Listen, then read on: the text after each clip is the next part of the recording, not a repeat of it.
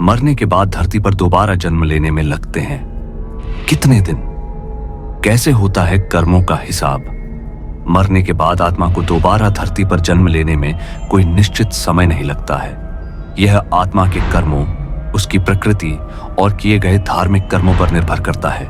हालांकि हिंदू पौराणिक कथाओं के अनुसार यह प्रक्रिया तीसरे दिन से लेकर 40 दिनों के भीतर हो सकती है।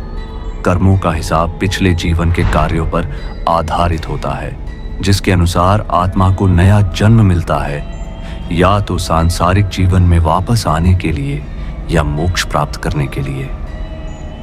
गरुड़ पुराण में बताया गया है कि जब किसी व्यक्ति की मृत्यु होती है तो उसकी आत्मा एक लंबी यात्रा पर निकलती है। चलिए जानते हैं धरती पर दोबारा जन्म कितने दिनों में होता है। कभी नष्ट नहीं होती है मानव शरीर की आत्मा। हिंदू धर्म में मानव शरीर को नश्वर बताया गया है, लेकिन इसमें बसी आत्मा कभी नष्ट नहीं होती। हिंदू धर्म में मृत्यु के बाद व्यक्ति के शरीर को जलाया जाता है, लेकिन अब सवाल उठता है कि मृत व्यक्ति की आत्मा कहां जाती है। मृत्यु के बाद लंबी यात्रा पर निकलती है आत्मा। गरुड़ पुराण के अनुसार जब किसी की मृत्यु होती है तो उसकी आत्मा एक लंबी यात्रा पर निकलती है।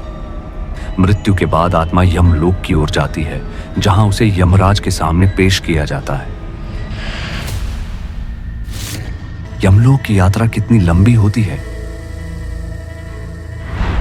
गरुड़ पुराण में कहा गया कि आत्मा को यमलोक तक पहुंचने के लिए लगभग 86,000 योजन यानी लाखों किलोमीटर की दूरी तय करनी पड़ती है। इस यात्रा में आत्मा अकेली नहीं होती, बल्कि यमदूत उसे अपने साथ ले जाते हैं। अच्छे कर्म वालों की होती है आसान यात्रा। अगर व्यक्ति ने अपने जीवन में अच्छे कर्म किए हैं, हमेशा धर्म का पालन किया, तो उसकी आत्मा यमलोक तक यात्रा करती है। इस दौरान उसे कोई तकलीफ नहीं होती और वह सीधे यमराज के दरबार में पहुंच जाती है। जिसने बुरे कर्म किए उसके लिए क्या है हिसाब? अगर किसी ने अपने जीवन में पाप किए हैं, दूसरों को सताया है, हिंसा की है, छल कपट किया है, तो उसकी आत्मा की यात्रा बहुत कष्टदायक होती है।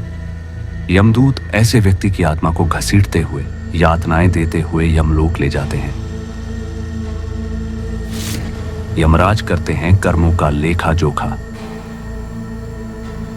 यमलोक पहुंचने के बाद आत्मा का न्याय होता है।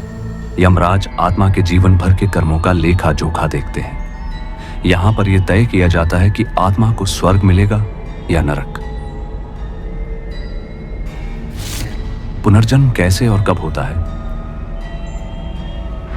गरुड़ पुराण के अनुसार अगर आत्मा को न तो स्वर्ग मिला न ही मोक्ष, तो उसे फिर से जन्म लेना पड़ता है।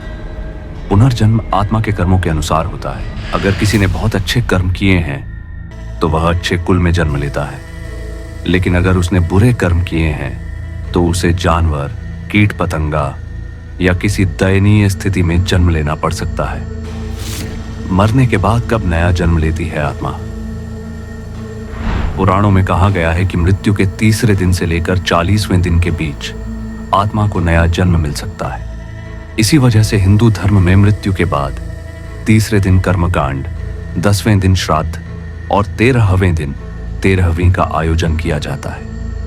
यह आत्मा की शांति के लिए किया जाता है, ताकि वह अच्छे स्थान पर जाए